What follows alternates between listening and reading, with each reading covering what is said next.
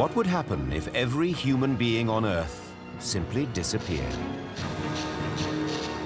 This isn't the story of how people vanish. It's the story of what happens to the world left behind.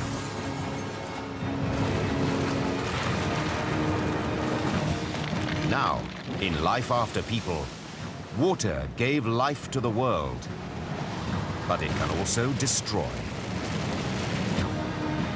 Which mighty towers are most vulnerable to destruction? What strange aquarium dweller can survive a whole year without people? And what flooded city gives its former residents the best chance of being preserved as fossils millions of years into the future? Welcome to the future of our once overcrowded world, and to cities where the future has already visited. Welcome to Earth. Population 0.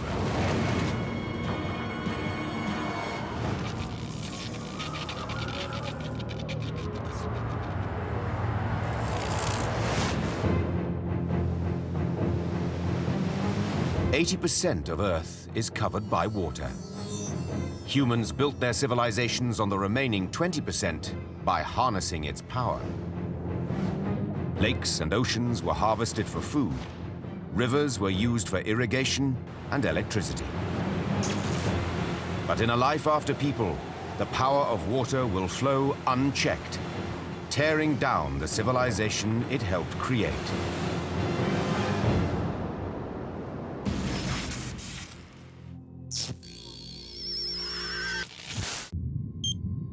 One day after people. At a height of 510 miles, weather satellites soar over the North and South Poles, orbiting the Earth 14 times a day. Once, 6 billion people depended on the data they provided on sea level, rainfall, and humidity.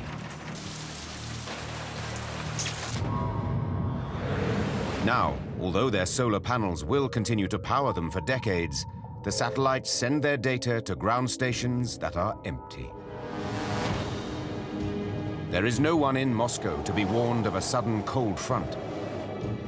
No one to be told if this is one of the 25 days a year when rain will fall in Dubai. And no one will be warned if another hurricane threatens the levees of New Orleans.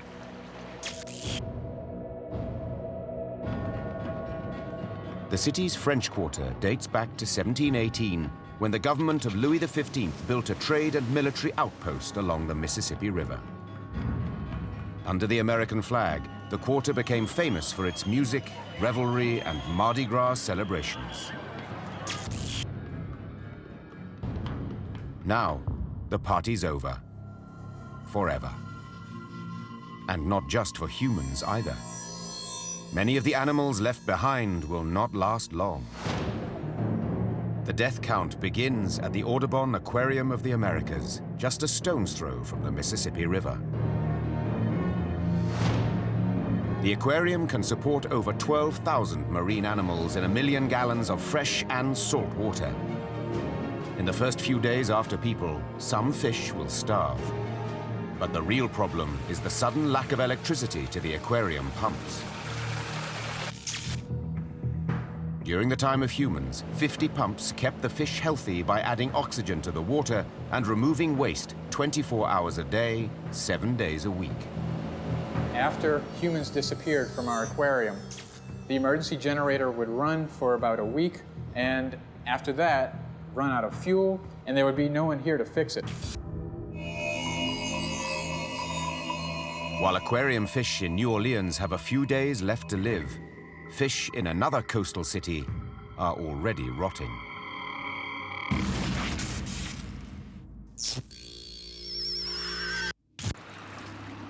Two days after people. 2,000 miles away on the banks of the saltwater Puget Sound, Seattle is becoming infested with scavengers. At the Pike Place Fish Market, first opened in 1907, fishmongers sold their hauls from the waters of the world. But unless fish are frozen, they won't stay fresh for more than 48 hours.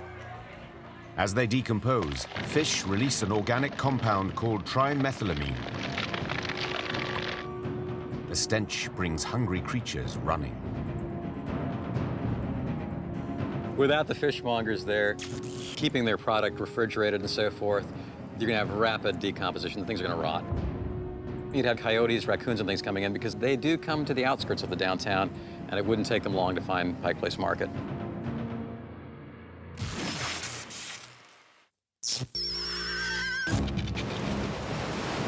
Three days after people, almost 4,000 oil platforms in the Gulf of Mexico are still braving the waves and still pumping 1.5 million barrels of oil a day. If people were to disappear, platforms could operate under their own power for a few days, because that's the amount of fuel that they carry. And then the emergency generators would kick in for another few days. But probably what would happen is that the pipelines would all fill up because there'd be no more consumption. And so there'd be a cascading effect of shutdowns. 34,000 miles of undersea pipes will soon clog up with undelivered oil. Fortunately, watertight valves prevent the oil from leaking into the ocean, at least for now. Back on shore, billions of man's former companions are about to become extinct. If all the people should disappear tomorrow, there are 3 species of insects that probably would care, and those are the lice. We have the head lice, the body lice, and the crab lice are all endemic to the human species. Some 3 million years ago, these lice began evolving along with humans. Now, their DNA constrains them to specific areas of the body and a restricted diet: human blood. If we disappear, they have nowhere else to go. Without human blood, the lice die within 2 days. Creatures that coexisted with humans from prehistory join their former hosts in oblivion.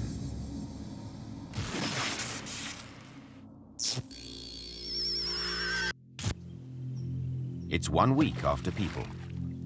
In the vast freshwater bayous outside the city of New Orleans, 1.5 million alligators barely notice the absence of people. But a few have found some unexpected treats.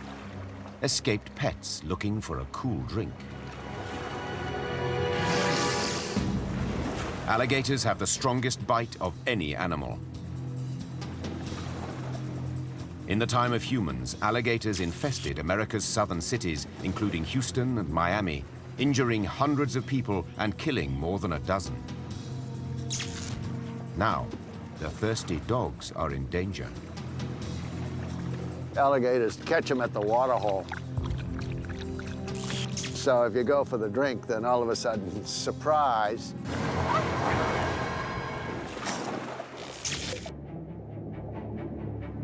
At the Audubon Aquarium, the emergency generator has shut down after a week. Jellyfish are the first to die, unable to keep themselves afloat. They depend on water currents, so when the artificial currents stop, the bloodless, nerveless creatures sink to the bottom. Water pressure pushes through their gelatinous bodies, and they disintegrate. In the time of humans, the aquarium's 1 million gallons of water was cleaned and recirculated through 100 miles of plastic piping. The waste was not dumped, but eaten by trillions of bacteria called Nitrosomonas placed in the pipes by the aquarium staff. The ammonia-gobbling Nitrosomonas produced their own waste, which was consumed by another bacteria, Nitrobacter. The system worked perfectly, as long as it was operated by trained staff. Without people here, it would all slow down and then stop. In the confines of an aquarium, the ammonia-filled waste crowds the tank as the oxygen is depleted. When the fish breathe, the ammonia poisons their systems. From shark to snapper, they gasp for air and hemorrhage internally. It's precisely what happened the last time the aquarium was left unstaffed. In 2005, Hurricane Katrina devastated New Orleans, flooding neighborhoods and knocking out power around the city, including the aquarium. Standing on ground several feet above sea level, the aquarium wasn't flooded.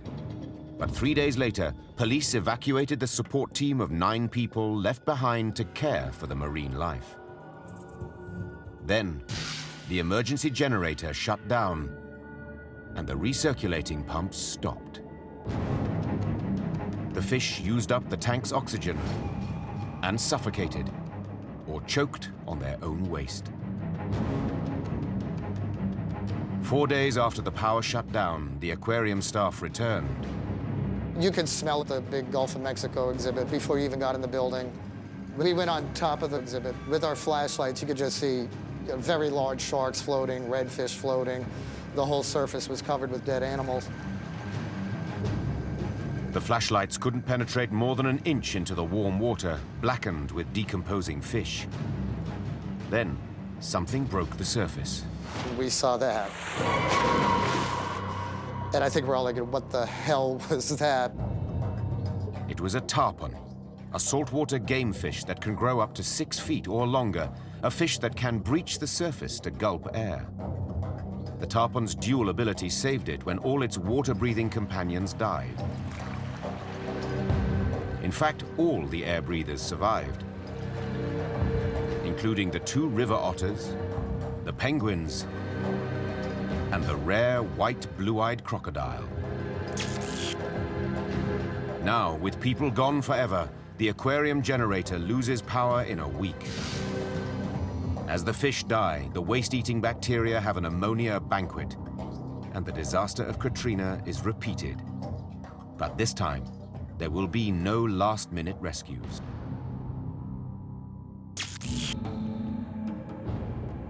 A year from now, only one animal will survive.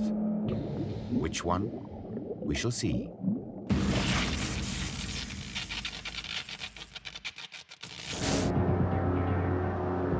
It's 1 year after people, and buildings along the world's almost 182,000 miles of coastline are being infiltrated by an invisible enemy: humidity.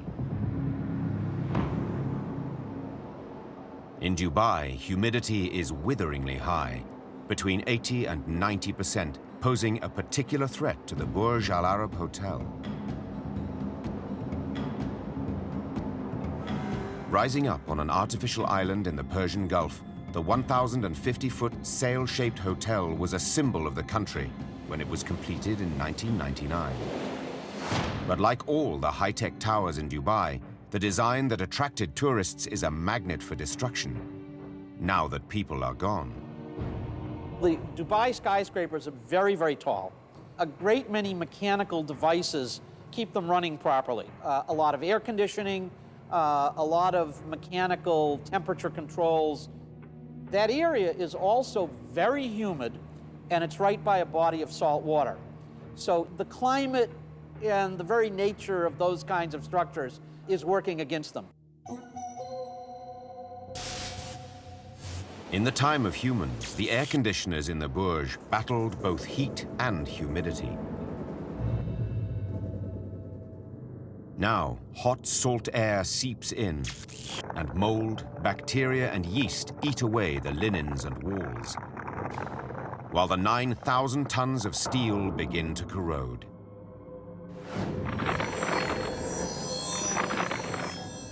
I would say the saltwater air could probably enhance corrosion by a factor of 2 or 3. If humans suddenly disappeared from Dubai, those buildings would start deteriorating literally within a year or 2.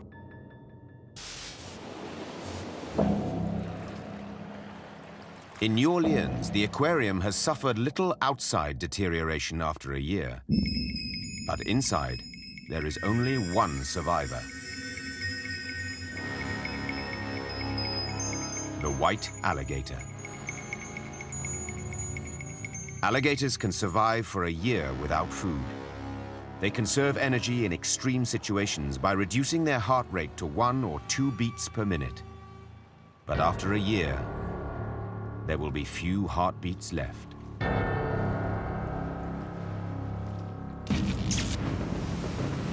New Orleans' past and present point the way to the city's future. Elsewhere, Waters rise in cities from Seattle to Moscow, and disaster lurks in places as seemingly harmless as a rain cloud or a pile of leaves.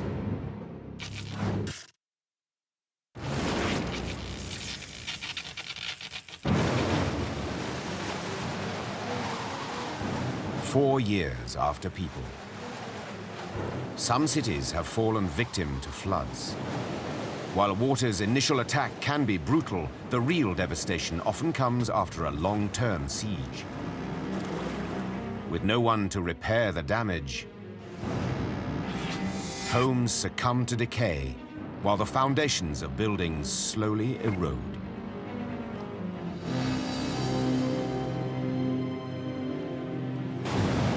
It's a future that's already visited New Orleans. On the 28th of August 2005, the storm waters of Hurricane Katrina overwhelmed the levees and tore through the city, destroying 160,000 homes.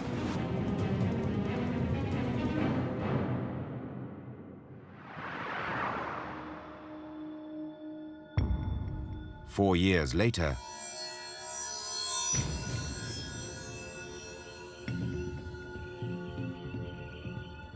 you can see where the water line was from Hurricane Katrina.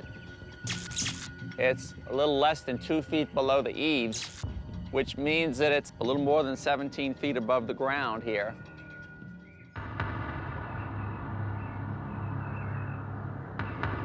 the mud and debris have been cleared, and the 270 floodgates and 520 miles of levees have been fortified. New homes are being built. But recovery has lagged in some parts of the city, giving us a grim preview of a life after people. Almost 20,000 people once lived here. A few were celebrities, like rock and roll legend Fats Domino. Others were part of the lifeblood of New Orleans, staffing the hotels and playing music in the cafes.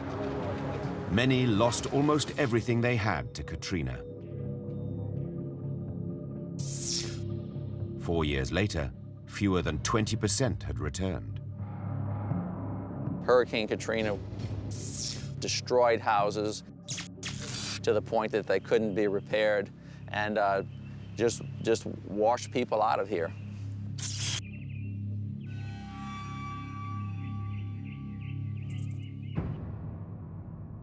The ruins of these homes are a warning to other flood-prone communities. The roof of this home buckled and broke under the flood's weight as the waters surged in from above and through walls and windows. This is a typical wood-framed house that you would find in the lower 9th Ward or St. Bernard Parish. The water was about 16 feet high in this area, and I would have put a lot of forces on the wood. This is almost 4 years later, and after it was initially gutted, probably very little's been done. It's continued to deteriorate. But one material has endured the destructive power of water. The ceramic tile bonded to the hidden concrete slab may be the last part of the house to go. The clay and water compound has been sealed with a chemical glaze that keeps out heat, moisture, and bacteria. Most ceramics combine elements like oxygen or nitrogen with aluminium, calcium, or silicon. They have a strong crystalline atomic structure which resists moisture. Around the world, ceramic tiles have kept out water and decay for centuries. I predict this floor will be here for hundreds of years. I don't feel any hollow sound under there, so come hell or high water, I think this floor will be here. Although intact, the floor will soon be buried by what's left of the roof. Maybe a good gust of wind will hit it and knock it over the rest of the way, because it doesn't have a lot of residual strength in it. Once the bricks fall over, the frame isn't going to have a lot of resistance to wind.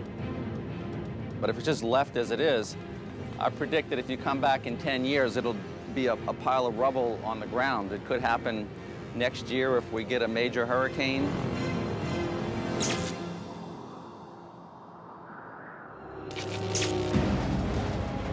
Between the 18th century and the first decade of the 21st century, New Orleans suffered a dozen direct hits from hurricanes and severe tropical storms.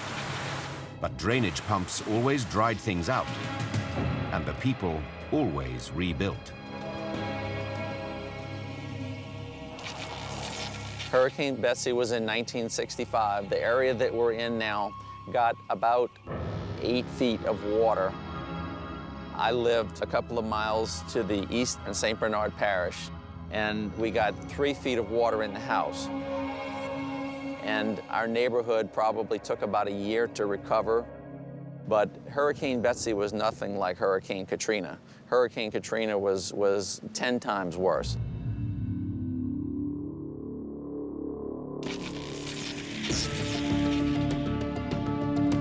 Many homes in St. Bernard's Parish today not only bear the marks of Katrina's savagery and man's neglect, they show the spread of a microscopic predator that infests all homes threatened by water.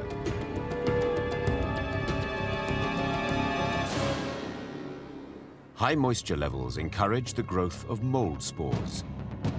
Of the more than 100,000 kinds of mold, the most common species associated with domestic water damage in homes is the black, slimy Stachybotrys.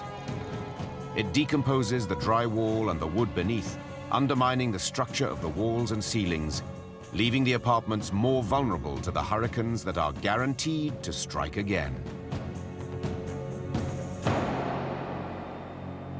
If you come back in 20 years, the buildings will probably be piles of rubble on the ground, and you'll have trees and vines growing over the top of them.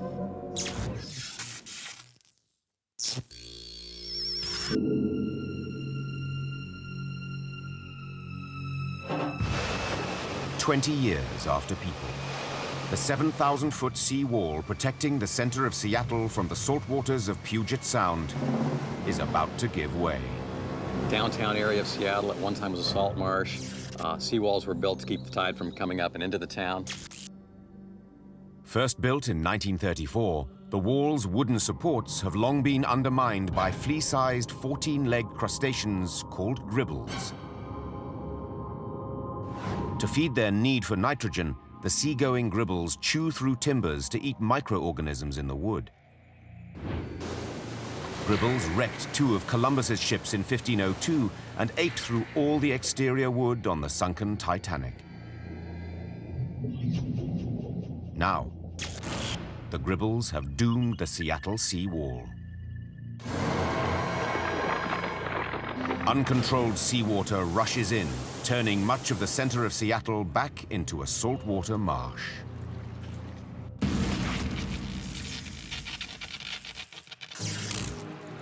It's 30 years after people, and despite damaged storm drains and sea walls, Seattle is high and dry compared to New Orleans. It'll be flooded. New Orleans in 30 years will have fish and snakes and tops of houses sticking out and vines growing all over, and it'll be kind of like a jungle grown around the remnants of structures.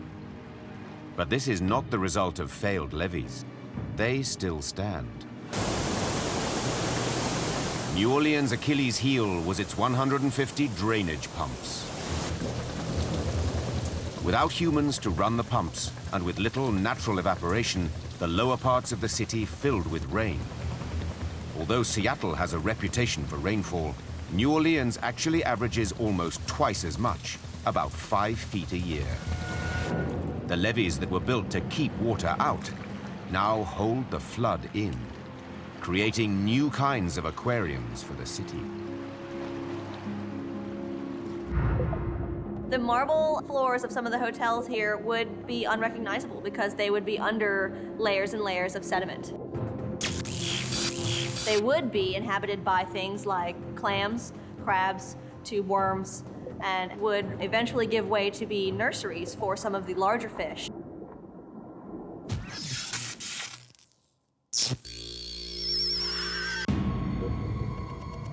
50 years after people. From 200 to 22,000 miles above the Earth's oceans, there is carnage. In the time of humans, almost 3,000 active satellites monitored the stars, the weather, and life below. In February 2009, a defunct Russian satellite crashed into a US satellite in a 600-piece pileup. Without humans to control the crowded spaceways, accidents have multiplied. Fragments strike at 15,000 miles an hour. The collisions send shards smashing into other satellites, sending some down in flames, to be extinguished in the sea.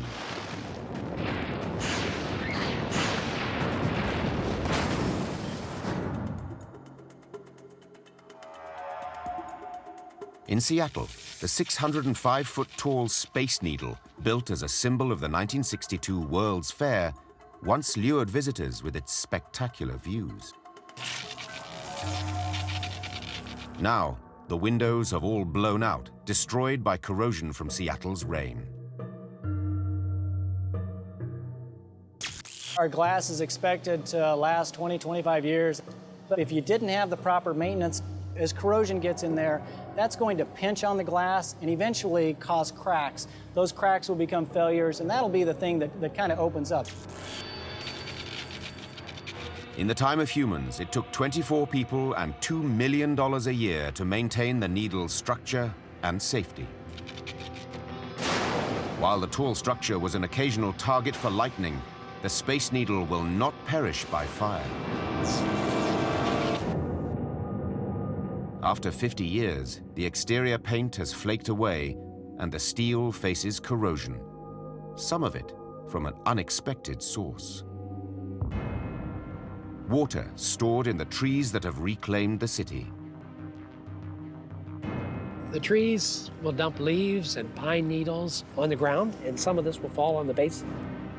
If the leaves fell in this area, if you had a stack of leaves here, those leaves would capture moisture, and they would hold the moisture, and they would hold it for weeks and months at times. And not only that, they're somewhat acidic, and rain is somewhat acidic, so the whole process could really accelerate corrosion. Although the Space Needle will stand for many decades to come, the corrosive power of water will one day bring it down.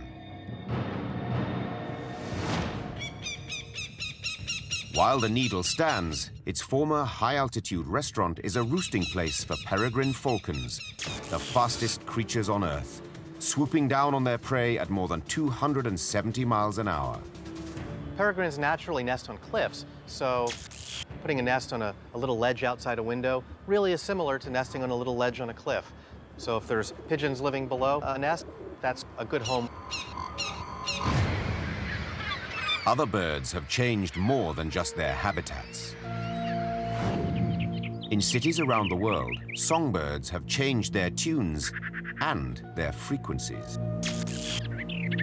In the time of humans, researchers were amazed that recordings of songbird mating calls from the 1970s sounded different from the same kinds of birds in the same areas 30 years later. The reason? Quiet country had become noisy city, and so birds adapted. If you think about that background din of humanity as being a low frequency noise, we see birds shifting and singing, raising the pitch, raising the frequency of their songs to sing, to get their message across above this background noise. Now, the cities have been silent for several generations of birds, and the mating calls have returned to their lower frequencies.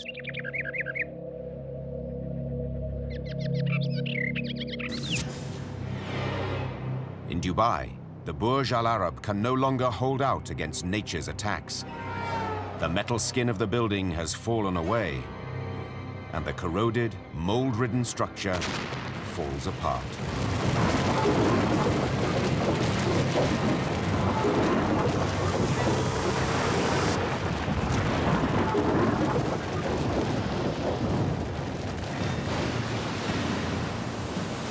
In the Gulf of Mexico, a century of hurricanes has reduced the nearly 4,000 oil platforms to just one.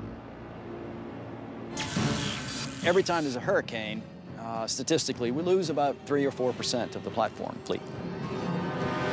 Over a 20-year period, a 9,000-ton oil platform can sink several feet into the soft seabed of the Gulf of Mexico. So every year makes it more vulnerable to ocean waves, which can top 50 feet.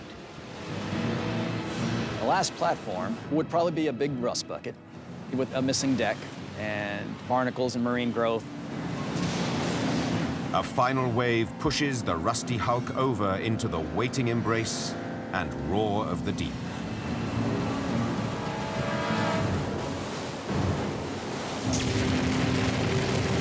The next 2 centuries will see the toppling of a city's symbol, the fall of an icon of earthly and spiritual power, and the final failure of the New Orleans levees, thanks to a creature so dangerous, it was once hunted by the police.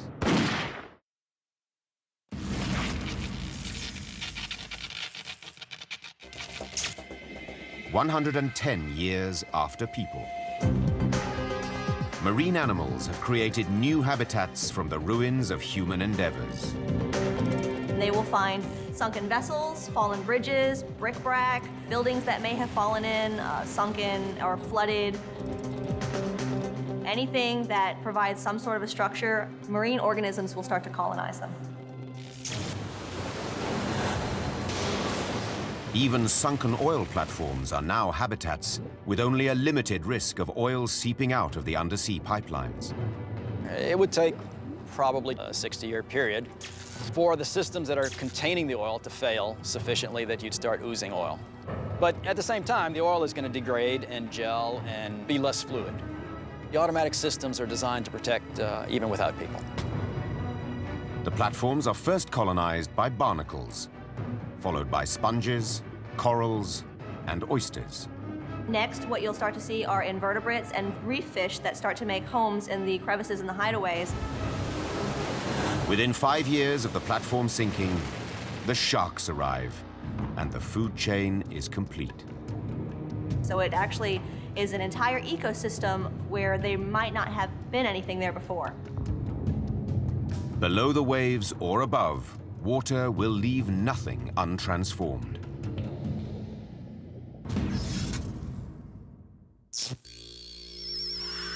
– 125 years after people. Moscow's colorful St. Basil's Cathedral still stands in Red Square. In fact, the disappearance of man has actually helped preserve it.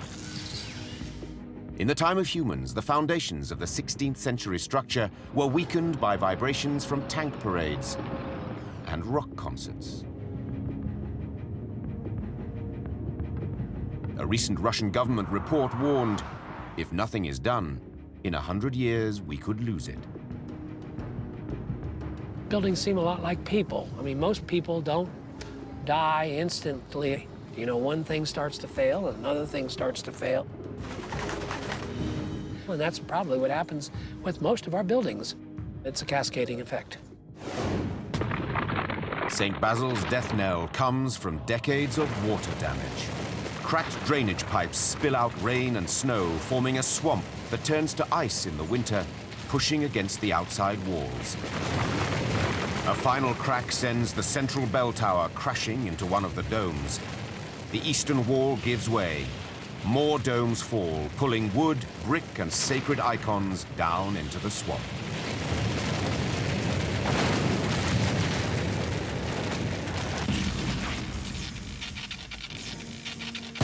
In New Orleans, the levees are being eroded by a relative of the beaver, the nutria, a 2-foot-long, 20-pound rodent.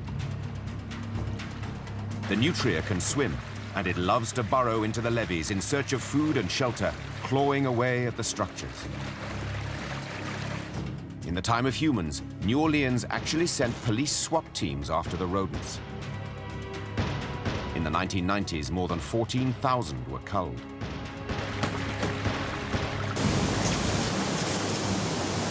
Now, the nutrias have torn apart the levees in 1,000 places. The barriers fall apart, and the waters of the Mississippi tumble in to meet Lake Pontchartrain. The failure of the levees actually reduces the floodwaters, which top 20 feet in places. If the levees failed, then the water here will be basically sea level. And so, since this ground is 2 or 3 feet or 4 feet below sea level, that would be the depth of the water, and it would fluctuate with the tides.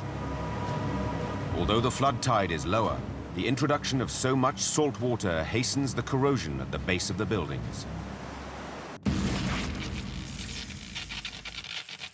200 years after people, in what was once Seattle, corrosion has also been eating away at the needle's supports. When the roof starts to leak, moisture starts to get inside the structure, and that moisture causes the steel to want to corrode. The weakest link probably is going to be some of these joints, some of the support bracing that's in place. You know, those are the kind of things that have the most opportunity for corrosion to kind of get into some cracks, take hold, and then expand from there.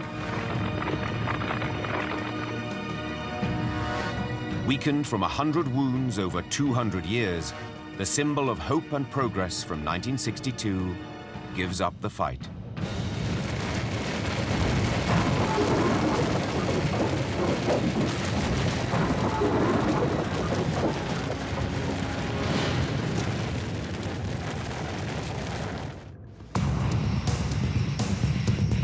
As the planet's life after people stretches from thousands of years to millions, what products of man's hands will best survive the waters of destruction?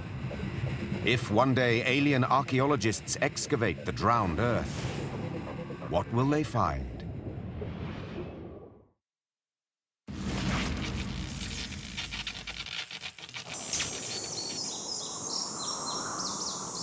"300 years after people. In the flooded marshlands of New Orleans, the tallest building has lasted the longest. The 697-foot corporate headquarters at One Shell Square. Its windows are gone, but the structure remains. The concrete is poured around the steel columns, and so the steel is fairly well protected.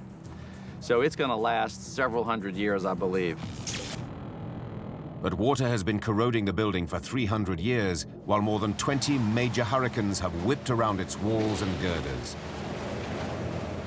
A final Category 4 proves too much, as wind and waves bring the tower hurtling down.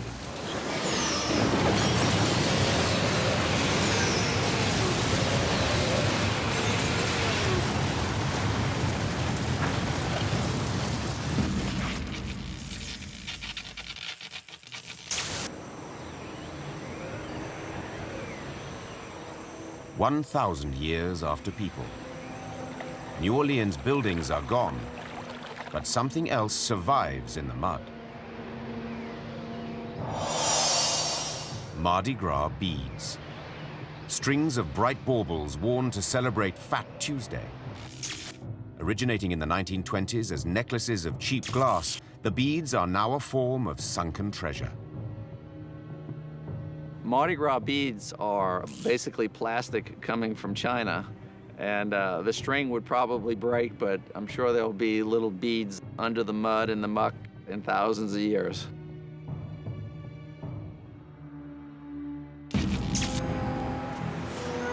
In the time of humans, staying above the mud was a prime concern when people thought about their deaths. They wanted their embalmed bodies to be safe from floods in above-ground stone mausoleums. New Orleans' first above-ground cemetery was built in 1789. It was a practical solution to the problem of burying the dead in soggy ground, as well as an imitation of the aristocratic fashion in France and Spain of building impressive family tombs. Eventually, more than 40 of these so-called cities of the dead rose up in New Orleans. Impressive and mysterious, the carved tombs and marble mausoleums not only attracted prospective occupants, but tourists as well. Although some of the above-ground cemeteries were flooded during Hurricane Katrina, there was little damage to the tombs or the corpses. The cities of the dead withstood the worst effects of water for more than 200 years.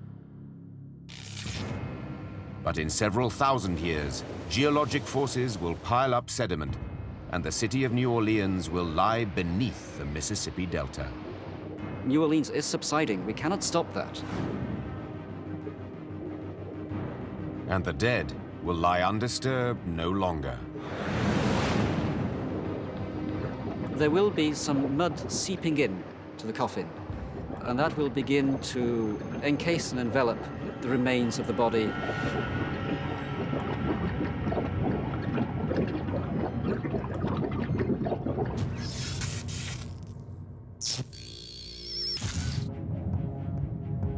"10 million years after people, the fossilized corpses of New Orleans are 1.5 miles underground, where pressure and heat cause a further transformation. We're at temperatures now of that of boiling water. The bones will now be quite dense. The soft tissues carbonized, and what is being extracted from the soft tissues will be beginning to form oil, mobile hydrocarbons that will be migrating up through the sediment that has accumulated on top of our cemetery. Humans who explored the Gulf of Mexico for oil now become oil themselves, transformed into the fossil fuels they once exploited to run their cities.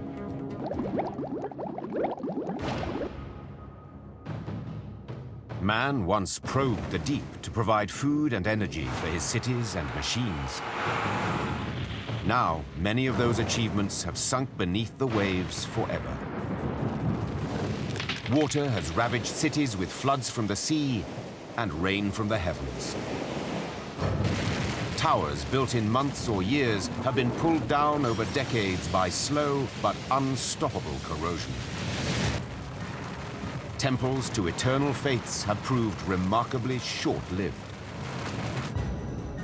Ancient monuments in stone were just sandcastles to be washed away. Humans used water to radically reshape the landscapes of the world. The structures and creatures that survived after man will inherit an earth forever changed by the force and fury of water in a life after people.